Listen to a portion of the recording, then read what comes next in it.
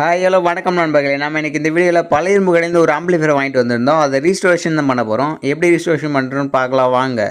ஃபஸ்ட்டில் பார்த்தீங்கன்னா current input கொடுக்குற ஒயர் பார்த்தீங்கன்னா அங்கங்கே டேமேஜ் ஆகிருந்தது. நிறைய இடத்துல டேப் அடிச்சு வச்சுருந்தாங்க. இதோட ப்ளக் பாயிண்ட் கூட இல்லை. நம்ம முதல்ல அதை ரிமூவ் பண்ணிக்கலாம். இப்போ எல்லா ஸ்க்ரூ ஓப்பன் பண்ணிட்டு டோர் உள்ள எதனா டேமேஜ் இருக்கான்னு சொல்லிட்டு செக் பண்ணி பார்க்கலாம் வாங்க. இதுக்கு பார்த்தீங்கன்னா சைடில் இருக்க 4 ஸ்க்ரூ ஓப்பன் பண்ணியிருக்கோம். உள்ளே திறந்து பார்க்கும்போது பார்த்தீங்கன்னா ஸ்பீக்கருக்கு ஜம்பர் அடிச்சிருக்காங்க. 2 ஒயரும் கட்டாக இருக்கும் போல். ஆம்பிளிஃபையரை ஓப்பன் பண்ணி செக் பண்ணல பார்த்தீங்கன்னா எந்த ஒரு ஒயரும் டிஸ்கனெக்ட் ஆகலை. இதுக்கு நம்ம பார்த்தீங்கன்னா 12 வோல்ட் இன்புட் கொடுத்து செக் பண்ணி பார்க்கலாம். அதுக்கு பார்த்தீங்கன்னா நான் அடாப்டர் ஒன்று எடுத்திருக்கேன். இது பார்த்தீங்கன்னா 12 வோல்ட் 1 ஆம்ஸ் அடாப்டர். இதோட ப்ளஸ் மைனஸில் கொடுக்கும்போது செட் ஆனாக தான் சொல்லிட்டு செக் பண்ணி பார்க்கலாம். இதில் இருக்க கோடு போட்டிருக்க பக்கம் தான் ப்ளஸ்ஸு, நார்மலாக இருக்குது பார்த்தீங்கன்னா மைனஸு. கரெக்டாக வைக்கும்போது பார்த்தீங்கன்னா இந்த செட் ஆனாக தான் செக் பண்ணி பார்க்கலாம்.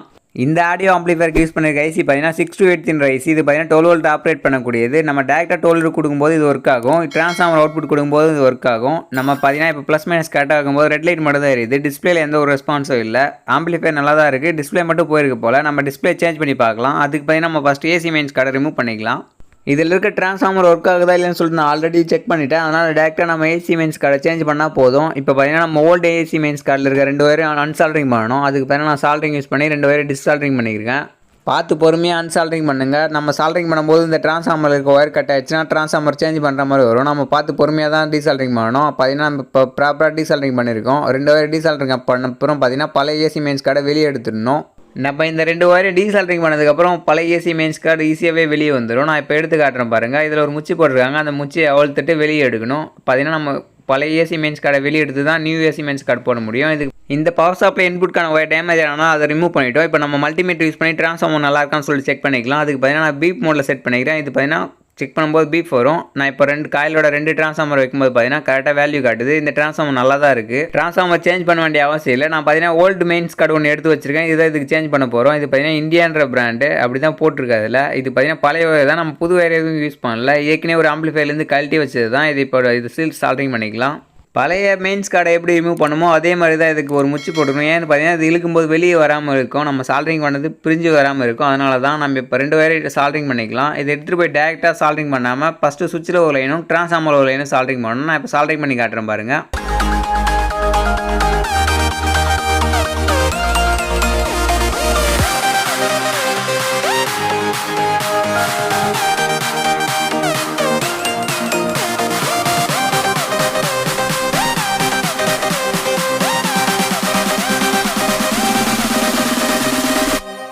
நம்ம ஏசி மெயின்ஸ் கார்டை சால்ட்ரிங் பண்ணதுக்கப்புறம் ஆன் பண்ணி செக் பண்ணி பார்க்கலாம். இப்போ ஆன் பண்ணும்போது பார்த்தீங்கன்னா லைட் மட்டும் தான் எரியுது. டிஸ்பிளேல எந்த ஒரு ரெஸ்பான்ஸும் இல்லை. நம்ம டிஸ்பிளேக்கு வோல்டேஜ் தான் செக் பண்ணி பார்க்கலாம். இதுக்கு பார்த்தீங்கன்னா நான் 5 வோல்ட் ரெகுலேட்டர் செக் பண்ணும்போது பார்த்தீங்கன்னா ஷேக் ஆகிட்டு இருக்கு. அதாவது இதோட 3 ட்ராக்குமே கட் ஆகிட்டு இருக்கு. அதனால தான் போர்டுக்கு இன்புட் சப்ளை வரல.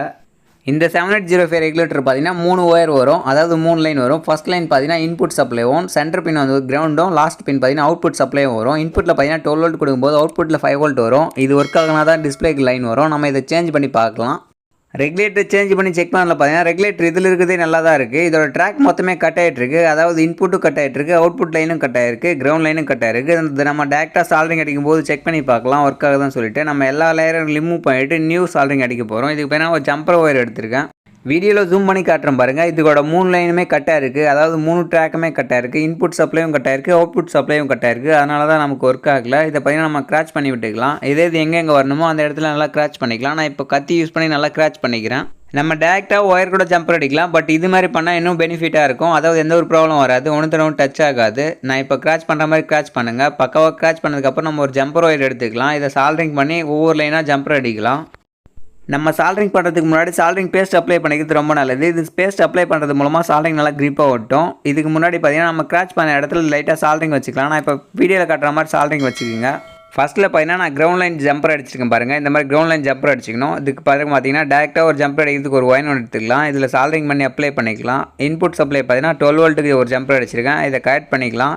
பார்த்தீங்கன்னா கட் பண்ணதுக்கப்புறம் ஒன்று டச் ஆகாத மாதிரி கட் பண்ணுங்கள். இதில் ஜம்பர் அடிக்கும்போது ஜாயின் கட் ஆகிடுச்சுன்னா ஷார்ட் ஆகிறதுக்கான வாய்ப்பு இருக்குது. நீங்கள் ஜம்பர் அடிக்கும்போது பக்காவாக ஜம்பர் அடிக்கணும். வீடியோவில் கட்டுற மாதிரி பொறுமையாக ஜம்பர் அடிங்க. லாஸ்ட்டாக பார்த்தீங்கன்னா கிரவுண்ட் பின்னே ஜம்பர் அடிச்சிக்கலாம். இப்போ ஜம்பர் அடிக்க வேண்டிய எல்லா வேலையும் முடிஞ்சது. நம்ம கட்டாக இருந்த 3 லைனையும் ஜம்பர் பண்ணியாச்சு. ப்ராப்பராக ஒர்க் ஆகிற மாதிரி ஜம்பர் பண்ணியிருக்கோம். நடுவில் இருக்கிற கிராச்சஸ் பார்த்தீங்கன்னா ஒரு ஷார்ப்பான மெட்டீரியல் யூஸ் பண்ணி கிராச் பண்ணி விடுங்க. நடுவில் எதனா காம்பவுண்ட்ஸ் இருந்தால் ஒன்று ஷார்ட் ஆகிற வாய்ப்பு இருக்குது. நம்ம நல்லா கிராச் பண்ணிவிட்டு ஐபி வச்சு க்ளீன் பண்ணிக்கலாம். க்ளீன் பண்ணதுக்கப்புறம் ஆன் பண்ணி செக் பண்ணி பார்க்கலாம் ஒர்க் ஆகுதா இல்லையான்னு சொல்லிட்டு. பவர் சப்ளையில் ப்ளக் பண்ணிவிட்டு சுவிட்ச் ஆன் பண்ணும்போது பார்த்தீங்கன்னா டிஸ்பிளேக்கு டேரெக்டாக பவர் வருது. இது 5 வோல்ட் அவுட்புட் கரெக்டாக வருது. நம்ம இப்போ மல்டிமீட்டர் யூஸ் பண்ணி செக் பண்ணும்போது 5 வோல்ட் வருது. இப்போ நம்ம கார்ட் ரீடர் போட்டு செக் பண்ணி பார்க்கலாம் ஒர்க் ஆகுதான்னு சொல்லிட்டு. நம்ம பார்த்தீங்கன்னா ஏற்கனவே ஒரு கார்ட் ரீடர் வச்சிருக்கோம். இதில் பார்த்தீங்கன்னா மெமரி கார்டு இருக்குது. இதை போட்டு செக் பண்ணி பார்க்கலாம் ரீட் ஆகுதான்னு சொல்லிட்டு. பார்த்தீங்கன்னா போட்டோன்னே ரீட் ஆகல. க்ளீன் பண்ணி செக் பண்ணி போட்டோம். மறுபடியும் போடும்போது பார்த்தீங்கன்னா ப்ராப்பராக ரீட் ஆகுது. வால்யூமும் கரெக்டாக வருது. ப்ளூடூத் ஆப்ஷன் மொபைலில் கனெக்ட் ஆகுதான்னு சொல்லி செக் பண்ணி பார்க்கலாம். இதுக்கு பார்த்தீங்கன்னா ப்ளூடூத் மோடில் செட் பண்ணி செக் பண்ணும்போது பார்த்தீங்கன்னா கரெக்டாக ஒர்க் ஆகுது. இதோட நேம் பார்த்தீங்கன்னா ஜிடெக்னு வருது. நம்ம இப்போ சாங் ப்ளே பண்ணி பார்க்கலாம். ப்ளூடூத்லேயும் சாங் கரெக்டாக ப்ளே ஆகுது.